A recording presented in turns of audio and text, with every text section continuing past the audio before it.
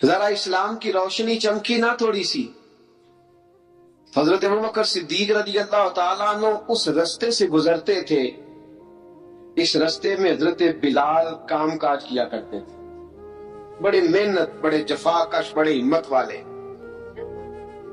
حضرت صدیق اکبر نے ایک دن روک کے کہا، بلال کب تک تو اتنے خداؤں کو پوجتا رہے گا؟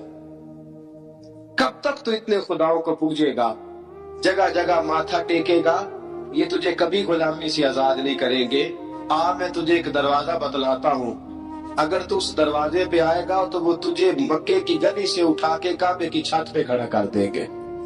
گٹھی ہے میرے پاس، دامن مصطفیٰ سے جو بھی لپٹا وہ جگانا ہو گیا، اس کے حضور ہو گئے، اس کا زمانہ ہو گیا۔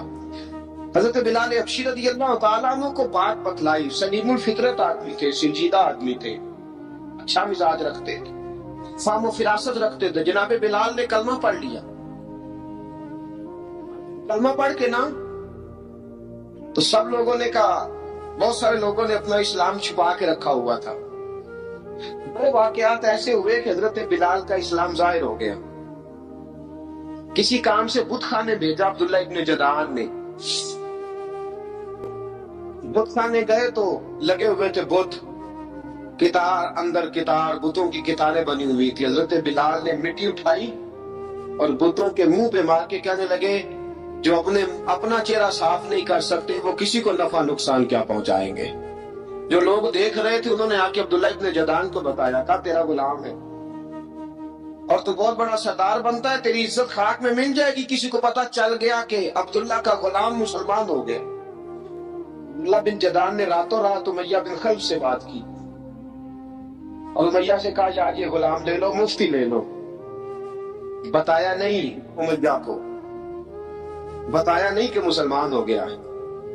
امیہ نے لے لیا۔ امیہ بڑا سخت آدمی تھا، بڑی طبیعت میں سختی پائی جاتی تھی، اللہ اکبر، لیکن یہ محبت اور عشق یہ چھپائے چھپتے نہیں، اور مسلمان اپنے اسلام کا اظہار کیے بغیر رہ سکتا۔ ایک واقعہ اور رونما ہو گیا، حضرت بلال پھر ظاہر ہو گئے۔ ہوا کیا؟ حضرت عمار بن یاسر رضی اللہ تعالیٰ عنہ، مکے کے سارے کافر کٹھے ہو کے غریب آدمی کو مار رہے ہیں، غریب آدمی کو۔ جب اندر انسان کے چور ہوتا ہے تو بڑا سے بڑا آدمی بھی بزدل ہو جاتا ہے۔ جب اندر چور بیٹھ جائے نا تو بڑے سے بڑا آدمی بزدل ہو جاتا ہے، اور جب اندر صفائی ہو تو غریب سے غریب آدمی بھی بہادر ہو جاتا ہے۔ حق پہ ہونا چاہیے، سچا ہونا چاہیے، پھر بہادر ہو۔ حضرت عمار بن یاسر رضی اللہ، ایک غریب آدمی، مکے کے سارے سردار مکے کے چوک میں کٹھے، اور ایک دیوار کے ساتھ کھڑا کیا ہوا حضرت عمار بن یاسر کو کوڑے مار رہے، زور زور سے کوڑے حضرت عمار بن یاسر رضی اللہ تعالیٰ عنہ کے بدن پہ لگتے ہیں، وجود لہو لہان ہے۔ حضرت عمار بن یاسر کو پتا تھا کہ بلال بھی مسلمان ہو گئے، لیکن ان کا خیال تھا کہ یہ کسی کو بتلائے نہ تو ہی بہتر ہے۔ امیہ بن خلف آیا، سخت دھوپ تھی، جب کوڑے مار مار کے تھک گیا نا، ابو جہل نے بھی مارا، ابو لہب نے بھی مارا، ابو سفیان نے بھی مارا، ابو البختری نے بھی مارا، اخنس بن شلیق نے بھی مارا۔ امیہ بن خلف کی باری آئی تو تھک گیا نا مار مار کے، اسے پتا تھا کہ بلال بڑا سخت آدمی ہے، جو کام بھی کہو بلال کر دیتا ہے۔ امیہ نے کہا بلال سے، کہا بلال ادھر آ۔ حضرت بلال گئے، کہا یہ کوڑا پکڑ اور اس کو مار۔ جناب بلال نے کوڑے کی طرف دیکھا، پھر حضرت عمار کی طرف دیکھا۔ جناب عمار نہ دیوار سے ذرا آگے ہوئے، تھوڑے سے کانپتی ٹانگوں کے ساتھ تھوڑے آگے ہوئے، اور حضرت بلال کے کان میں کہنے لگے، یار 2-4 کوڑے مار لے، میرا کیا ہے، مجھے تو مار پاڑی رہی ہے نا، چل تو نہ اظہار نہ کر بیٹھنا، 2-4 کوڑے مار لے۔ حضرت سیدنا بلال حبشی نے نظر اٹھائی، جب پتا ہونا کہ سامنے آگ ہے اس میں کودنا بڑا مشکل کام ہے، جب پتا ہونا سامنے دریا ہے اس میں چھلانگ لگانا بڑا مشکل ہے، موت نظر نہیں ہو تو اس طرف قدم اٹھتے نہیں۔ حضرت بلال کو پتا تھا یہ سارے کٹھے ہیں اور مجھے بھی ماریں گے، کوڑا دیا ہے اور اسلام اجازت دیتا ہے رخصت کی، آپ کی گن پٹی پہ کسی شخص نے پسٹل رکھ دیا اور اس نے کہا کہو کہ میں کافر ہوں تو اجازت ہے، کہہ دو، جان بچاؤ۔ اسلام اجازت دیتا ہے، لیکن سیدنا بلال، حضرت بلال رضی اللہ تعالیٰ عنہ، حضرت بلال حبشی رضی اللہ تعالیٰ عنہ نے حضرت عمار بن یاسر نے کہا یار تو 2-4 کوڑے مار لے لیکن اپنا آپ بچا۔ حضرت بلال کہنے لگے ٹھیک ہے، حضرت بلال کہتے ٹھیک ہے، میں 2-4 کوڑے مار لیتا ہوں لیکن اپنا آپ بچا لیتا ہوں۔ اب جلدی سے امیہ بن خلف چلایا، کہنے لگا تجھے کہا کوڑا مار، پکڑ کوڑا۔